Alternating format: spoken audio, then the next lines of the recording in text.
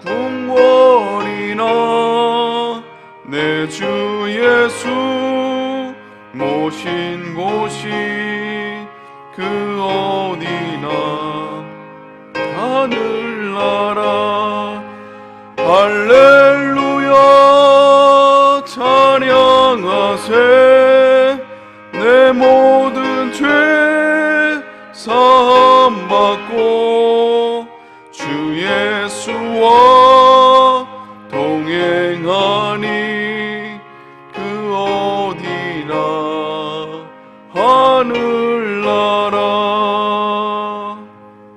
아멘. 이 새벽에 함께 받을 말씀은 요한계시록 2장 말씀입니다. 요한계시록 2장 1절부터 5절까지 말씀. 제가 있는 성경으로 신약성경 400페이지에 있습니다. 요한계시록 2장 1절부터 5절.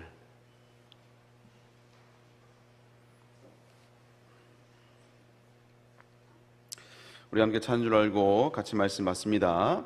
에베소 교회의 사자에게 편지하라. 오른손에 있는 일곱 별을 붙잡고 일곱 금촛대 사이를 거니시는 이가 이르시되 내가 내 행위와 수고와 내 인내를 알고 또 악한 자들을 용납하지 아니한 것과 자칭 사도라 하되 아닌 자들을 시험하여 그의 거짓된 것을 내가 드러낸 것과 또 내가 참고 내 이름을 위하여 견디고 게으르지 아니한 것을 아노라. 그러나 너를 책망할 것이 있나니 너의 처음 사랑을 버렸느니라. 그러므로 어디서 떨어진지를 생각하고 회개하여 처음 행위를 가지라. 만일 그렇지 아니하고 회개하지 아니하면 내가 내게 가서 내 촛대를 그 자리에서 옮기리라. 아멘. 오늘 말씀을 가지고 우리 계시록 시리즈 첫 번째 첫사랑을 회복하라라는 말씀으로 함께 은혜를 나누도록 하겠습니다. 요한계시록 그 2장과 3장은 일곱 교회를 향한 하나님의 메시지를 담고 있습니다. 마치 편지의 글처럼 써져 있고요. 그래서 수신자는 이제 오늘 본문의 수신자는 에베소 교회의 사자고요. 그리고 발신인은 예수 그리스도입니다. 그래서 예수님이 그러니까 오늘 성경의 표현으로 이야기하면 일곱 별을 붙잡고 일곱 금촛대 사이를 다니신 이 예수 그리스도를 말씀하고 있는 겁니다. 그래서 그 일곱 교회를 향한 예수님의 메시지를 담고 있는데요. 요한계시록이 비록 예언서이긴 하지만 그 중심에는 그 예수 그리스도와 이 복음이 자리를 잡고 있어요. 그래서 요한계시록을 읽을 때 기본적으로 이 기독론을 중심으로 바라봐야 됩니다. 이제 기독론이라는 건 뭐냐면 쉽게 얘기하면 예수님이 누구이신가라는 학문이에요. 신학이에요. 그래서 예수 그리스도를 중심으로 이해를 해야 되고 바라봐야 된다는 것이죠. 근데 이 요한계시록의 독특한 특징은 뭐냐? 단순히 기독론에서만 보는 것이 아니라 이것이 더 나아가서 교회론으로 연결이 됩니다. 그래서 이 성경이 요한계시록이 단순히 예수님이 누구이신가라는 신학적인 얘기만 하는 게 아니라 결국 이제 교회 공동체로 이제 발전이 되는 것을 보게 돼요. 그래서 오늘 이 요한계시록 저자인 요한의 관심은 예수님에서만 머무는 것이 아니라 교회론까지 확장되는 것을 보게 됩니다. 그래서 어쩌면 요한계시록이 요즘 이 시대를 살아가는 우리들에게 정말 필요한 책이라고 생각해요. 요즘처럼 이런 교회의 권위가 무너지는 세대, 그래서 예수님은 좋지만 교회는 싫다고 말하는 시대가 지금 우리가 살아가고 있는 시대입니다. 그래서 한 교회에 내가 뿌리를 내리고 그 교회와 함께 주님이 우리에게 맡겨주신 그리스도의 남은 고난을 같이 감당하며 사명을 감당하는 그런 것이 아니라요, 마치 구미에 맞듯이 식당을 찾아가듯이 맛집을 찾아가듯이 교회를 찾아가는 시대입니다. 그래서 내가 믿음의 뿌리를 내리기보다 쉽게 뿌리를 드러내버리고 분갈이를 하려고 하는 시대. 그래서 교회에서 조그만 문제가 생기면요, 특별히 이제 감정적으로 뭔가 좀 트러블이 생기면 그것 때문에 교회를 휙 떠나버려요. 그래서 그 문제를 그 안에서 해결하기보다 우선 피하고 떠나고 보는 이런 시대가, 그래서 정말 교회론이 없는 시대를 살아가고 있는 게 바로 우리의 신앙의 모습 아니겠습니까? 그래서 정말 우리에게 필요한 성경이 바로 이 요한계시라고 생각이 돼요. 그래서 요한계시록 2장 3장은 그 일곱 교회에 주님이 메시지를 전하면서 주님이 얼마나 교회에 밀접한 관계를 가지고 있고 얼마큼 교회를 사랑하시는지, 특별히 주님께서 교회를 정말 당신의 핏값으로 사신 정말 그렇게 가치 있고 소중한 곳이라는 것을 우리가 말씀을 통해서 살펴볼 수 있다는 것이죠. 그래서 특별히 첫 번째, 에베소 교회를 향한 하나님의 메시지, 예수님의 메시지입니다. 그래서 두 가지, 먼저 칭찬을 하시고 또 이제 비판을 하시는데, 책망을 하시는데요. 칭찬의 몇 가지를 살펴보면요, 첫 번째는 내 행위와 수고와 내 인내를 안다라고 말씀하고 있어요. 그러니까 우리가 하나님을 향해서 행했던 우리의 모든 행위들, 그리고 수고들, 그리고 인내를 우리 주님이 알고 계시다라는 거예요. 때로는 사람은 알아주지 못하고, 때로는 담임 목사님 알아주지 못하고, 교회 공동체가 때로는 못 알아줄 수도 있지만, 그러나 우리 주님은 보고 계시다라는 거예요. 아멘입니까? 우리에겐 정말 이런 시선이 필요한 것 같아요. 그래서 조금만 오해받으면, 조금만 하여간 내가 정말 열심히 했는데, 이게 그럴 수 있죠. 내가 아무리 열심히 해도 사람에 따라 그에 대한 반응이 다를 수가 있으니까요. 그런데 그것 때문에 우리가 상처받는 것이 아니라, 정말 믿음의 시선은 사람은 알아주지 못해도 내가 주님을 위해서 했던 것들은 주님은 아신다라는 이 믿음의 시선이 우리에게 필요하다는 것이죠. 저도 이제 청년부를 맡고 있지만 우리 청년들 가운데도 정말 열심히 하는 애들 많거든요.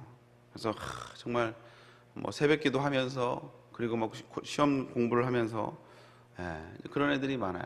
최근에 우리 청년 중에 한 명이 이제 임용고시를 준비하는데, 그 지하철로 1시간 거리거든요, 집이. 새벽마다 와서 이게 새벽 기도를 해요. 그래서 준비하고 하는 청년인데, 얼마나 제가 진짜 이게 잘 되기를, 합격하기를 기도했겠습니까? 이 두 번째 시도인데, 근데 이번에 떨어졌어요. 그래서 좀 됐으면 너무 좋은데, 너무 좋은데. 그래서 얼마나 낙심할까 하는데, 그래도 새벽 기도로 계속 나와요. 지하철 타고 아침에. 근데 우리가 그렇잖아요.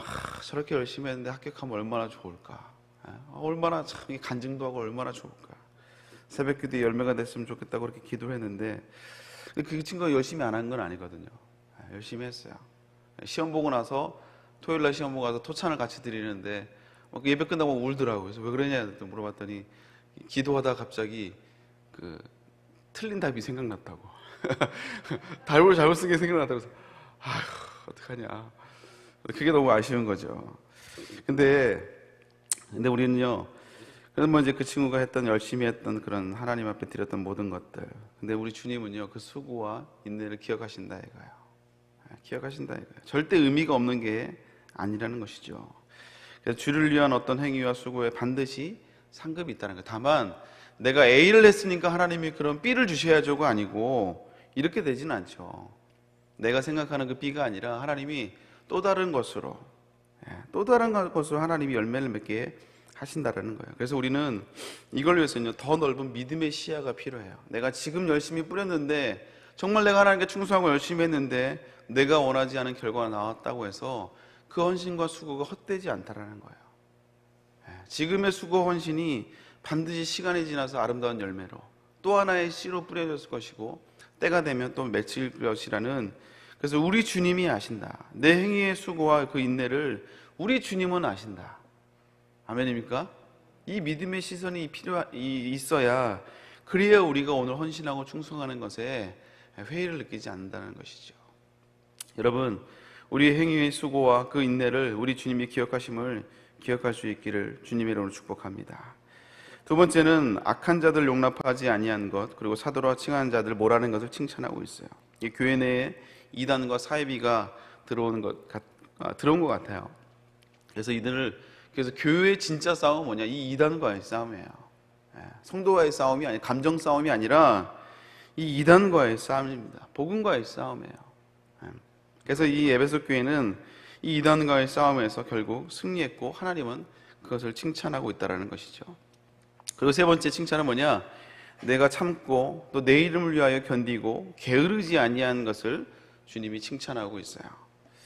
그래서 주님을 위해서 모욕과 수욕을 참았다는 거예요. 그리고 견뎠다는 거예요. 끝까지 참았다는 거예요.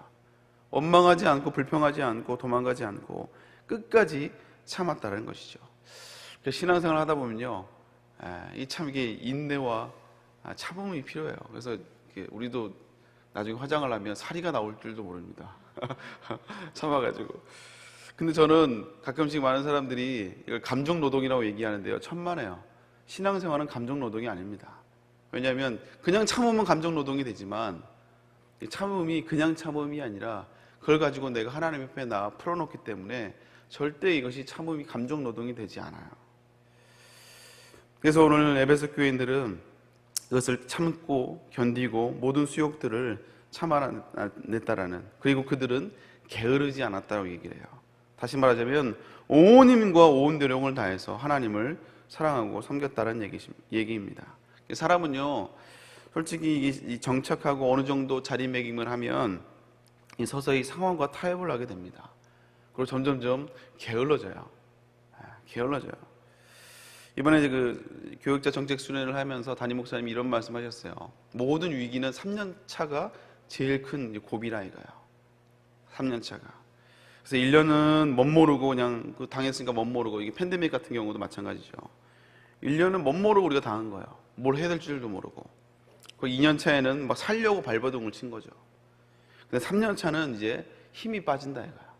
그래서 3년 차가 정말 중요하다. 정말 큰 고비가, 내년이 정말 큰 고비가 될 것이다. 그래서 이번 수련에서 담임 목사님 그 메시지를 통해서 얼마나 많은 도전을 받았는지 몰라요. 그래서 에베소 교회는요, 절대 게으르지 않고 처음 내가 주님을 만났던 그 사랑을 그대로 지켜가고 유지해 갔던.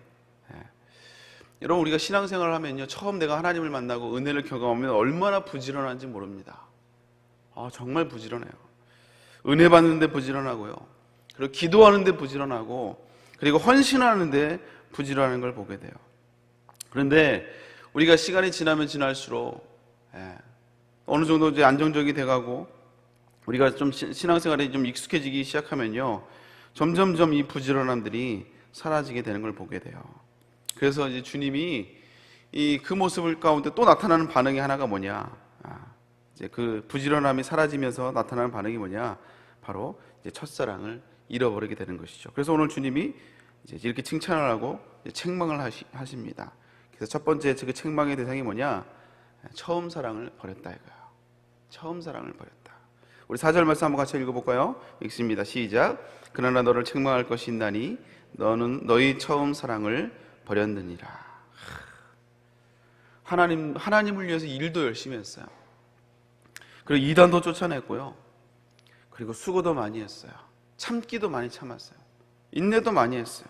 주님을 위해서 핍박도 많이 받았어요. 어쩌면 충성이라면 둘째가 라면 서러울 정도로 정말 교회로서 일했단 말이에요. 근데 그것보다 더 중요한 것이 무엇이냐?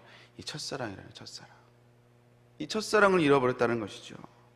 그래서 가장 뜨거웠을 때, 우리가 주님만 생각하면 눈물이 났을 그때, 그 주님을 위해서라면 정말 이 한 몸이라도 바치려고 했던, 내가 정말 드릴 게 없어서 정말 이 몸 바쳐 내 마음을 드리겠다고 했던, 정말 그렇게 뜨겁게 하나님을 믿었던 그때가 있잖아요. 근데 그 첫사랑들이 점점점 시간이 지나면서 식어지게 된다는 것이죠. 화석화 돼버리는 거예요. 그래서 옛날에는 주님만 불러도 눈물이 핑 돌았는데 이 첫사랑을 잃어버리잖아요. 그러면 하나님이 아무리 은혜의 나팔을 불어대도 우리가 꿈쩍하지 않는다는 거예요. 아무리 은혜의 피리를 불어도 춤추지 못한다는 얘기죠. 그래서 그러면 어떻게 첫사랑을 회복합니까? 오늘 요한계시록에서는 어디서 떨어졌는지를 생각하라는 거예요.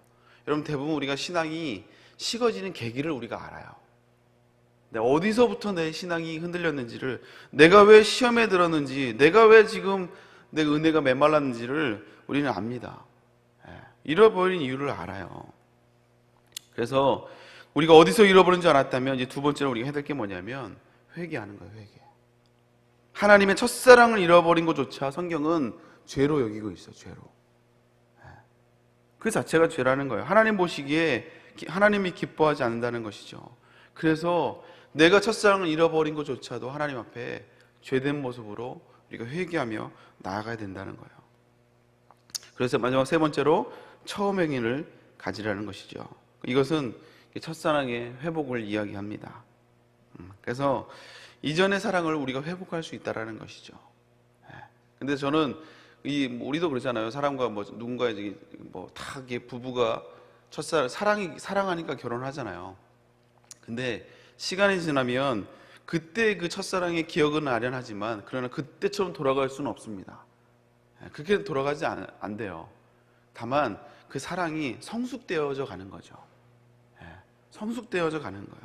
신앙생활도 역시 마찬가지입니다. 그 첫사랑의 그 아련함은 있지만 그러나 그 모습 그대로 가는 것이 아니라 더 성숙됨으로 표현이 된다는 것이죠.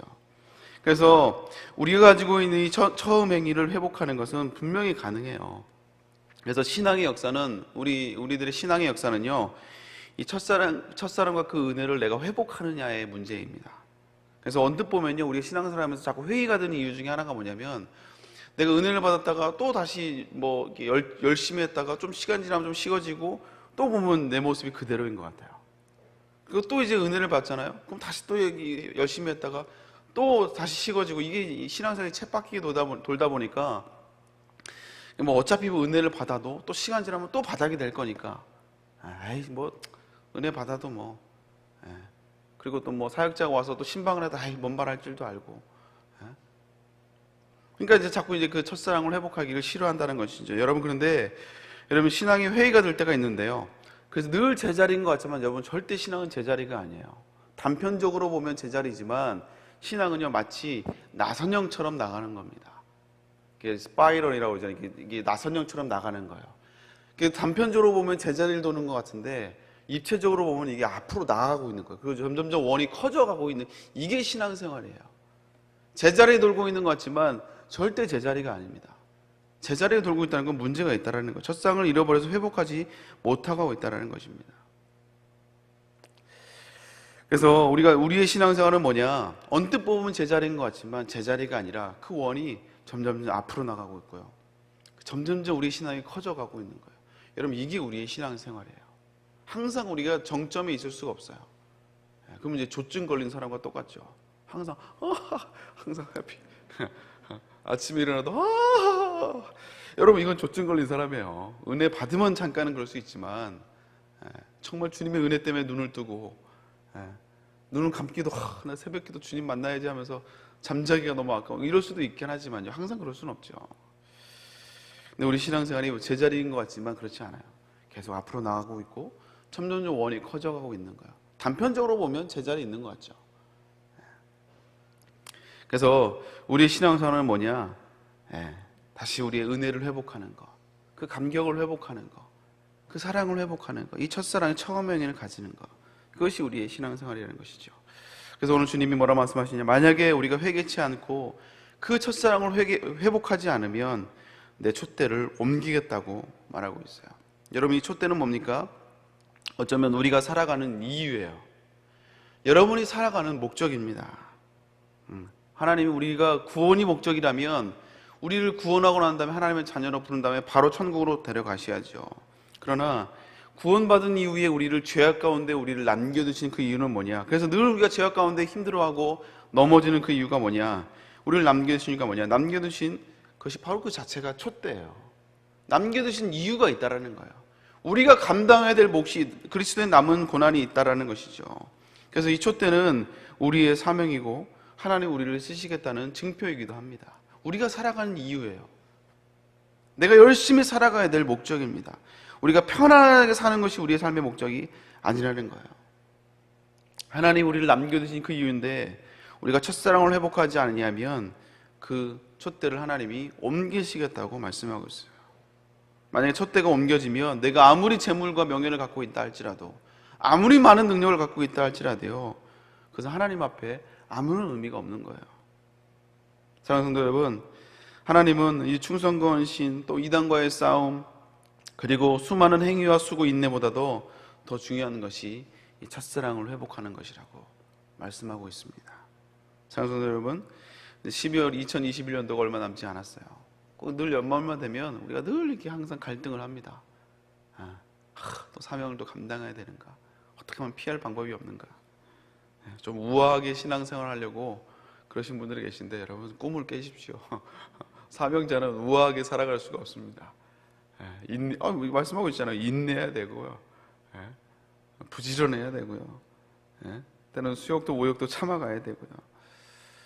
사랑하는 여러분, 다시 한번 우리의 첫사랑을 회복하며 또 2021년도를 다시 한번 마무리하고 또 새로운 새해를 정말 치열하게 다시 한번 사명자의 삶을 살아갈 수 있기를 주님의 이름으로 축복합니다. 함께 기도하겠습니다.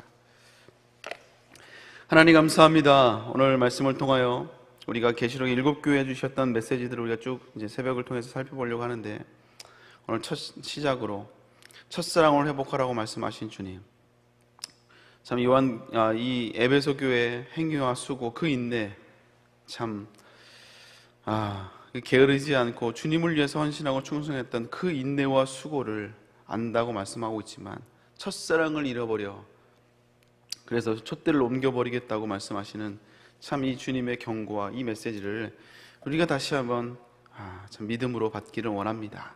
함께하여 주옵시고, 우리가 정말 어쩌면 이 새벽기도에 나오시는 분들은 다 이 첫사랑과 또 그 열심과 그 인내가 있지 않으면 어찌 이 새벽에 나올 수 있겠습니까? 하나님, 그러나 우리가 이런 인내와 수고도 중요하지만, 그러나 더 중요한 것은 주님을 향한 그 첫사랑을 잃어버리지 않으며 나갈 수 있는 우리가 될 수 있도록 주여 인도하여 주옵소서. 혹시나 우리 마음 가운데 감격이 사라졌다면, 혹시나 우리 마음 가운데 주님을 향한 사랑이 식어져 버렸다면 어디서 떨어졌는지를 다시 한번 기억하며 회개하는 우리가 되게 하여 주옵소서.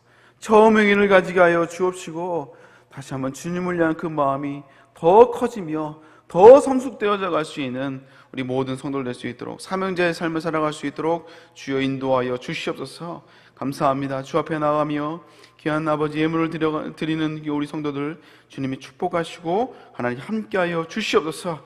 정말 아버지, 주님을 사랑합니다. 나의 힘이 되신 여호와여, 내가 주님을 사랑합니다.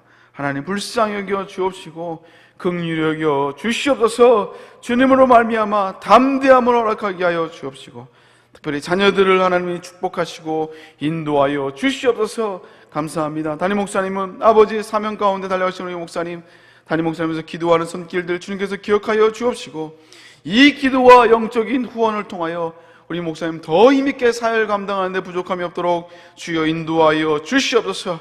또 아버지, 여러 가지 사명을 놓고 기도합니다. 또 여러 가지 아버지 문제를 놓고, 삶의 문제를 놓고 기도합니다.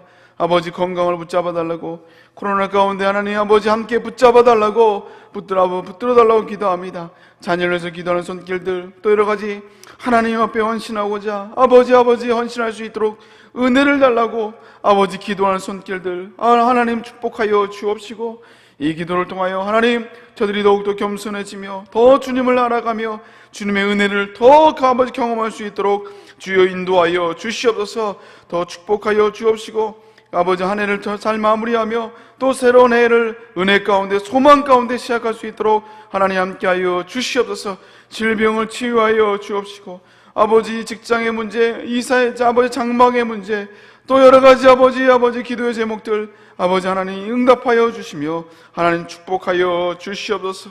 일천 문제로 들어지는 수많은 기도의 제목들 하나님이 기억하여 주옵시고, 저들의 간절한 기도 제목에 하나님 응답하여 주시옵소서. 감사를 드리며 오늘도 아버지 철야 예배 가운데도 능력을 함께 하시고, 담임 목사님 피곤치 않도록 곤비치 않도록 하나님 함께하여 주시옵소서. 감사를 드리며 예수님의 이름으로 기도 올려옵나이다. 아멘. 하늘에 계신 우리 아버지여, 이름이 거룩히 받으시오며 나라의 마옵시며 되지 않은 소령과 같이 땅에서도 이루어지리라. 오늘날 우리에게 일용할 양식을 주옵시고, 우리가 우리에게 주인 자를 사하여 준 것 같이 우리의 죄를 사하여 주옵시고, 우리를 시험에 들지 말게 하옵시며 다만 악에서 구하옵소서. 대개 나라와 권세와 영광이 아버지께 영원히 있사옵나이다. 아멘. 우리 함께 기도할 때 먼저 담임 목사님을 위해서, 또 연합사역과 또 오늘 철야 예배의 말씀을 넣고 특별히 우리 목사님 건강을 위해서 함께 기도해 주시기 바랍니다. 또 연말이 다가오면서 목사님 또 정말 바빠지실 텐데, 특별히 신년송에 준비하시면서 정말 힘드실 텐데 체력을 잘 비축하게 하여 주시고, 또 2022년도를 소망으로 시작할 수 있도록 목사님에게 능력과 힘을 달라고 기도해 주시고요. 오늘 말씀을 기억하면서 하나님 다시 한번 첫사랑을 잃어버리지 않게 하여 주옵소서. 처음 행위를 회복하게 하여 주옵소서. 그러므로 말미암아 또 2022년도를 소망으로 준비하는 우리가 되게 하여 주옵소서. 여러분의 각자 기도 제목을 놓고 주여 세 번째 기도 돌아갑니다. 주여 주여 주여 하나님 감사합니다. 하나님 목사님 붙잡아 주시고 오늘도 주신 사명을 따라 오늘도 순종하며 때로는 아버지 인내해가며 아버지 오늘도 아버지 정말 아버지 지친 육체를 가지고 또 아버지 맡긴 사명을 따라 달려가신 우리 목사님 특별히 건강을 붙잡아 주시고 주여 능력으로 함께하여 주옵소서. 우리가 함께 기도합니다. 아버지 우리 목사님 주여 수많은 사회 가운데 특별히 연합사회 가운데 능력으로 함께하여 주시고 선교청사 아버지 상황들이 잘 마무리되며 아버지 연합사회 가운데 아버지 아름답게 열매 맺을 수 있도록 주여 인도하여 주옵소서. 오늘 아버지 첫 예배 말씀 가운데 능력을 함께 해주시고 우리가 말씀으로 다시 한번 은혜 받으며 아버지 말씀으로 회복되는 놀라운 역사가 있게 하여 주시옵소서. 감사합니다. 오늘 아버지 에베소 교회를 향한 주님의 말씀을 기억하게 하여 주옵소서. 우리의 헌신과 수고와 인내를 기억하시는 주님, 그런 아버지 첫사랑을 회복하라고 첫사랑을 다시 한번 처음의 길을 다시 한번 기억하라고 말씀하시는 주님, 아버지 다시 한번 이 새벽에 우리가 어디서 넘어졌는지 어디서 우리가 아버지 우리의 믿음이 흔들리고 있는지 다시 한번 돌아보길 원합니다. 그 아버지 교수로 회개하는 우리가 되게 하여 주시고 하나님 앞에 눈물로 회개하며 아버지 사랑을 해요 아버지 잃어버리지 않게 해달라고 아버지 회개하며 나갈 때 다시 한번 하나님 앞에 사명자의 삶을 살아갈 수 있도록 하나님 역사하여 주시옵소서. 게으르지 않게 하여 주시고 주님 아버지 붙잡아주시고 인내하며 아버지 참고 수고하며 아버지 사명을 감당하고 이 삶을 할 수 있도록 주여 인도하여 주시옵소서.